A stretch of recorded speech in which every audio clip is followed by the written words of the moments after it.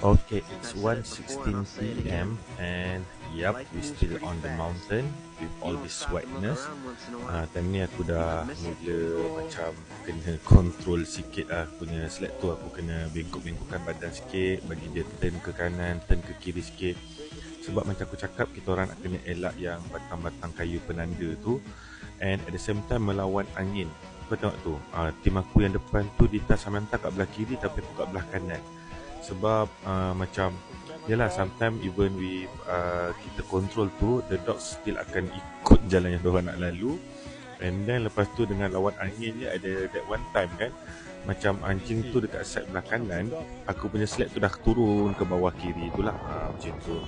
And at times dia mudah jugalah macam ni, santai. Nampak tu ada gunung punya puncak dekat situ. So the view tak ada banyak sangat berubah lah, masih sama, and we have still a long way to go.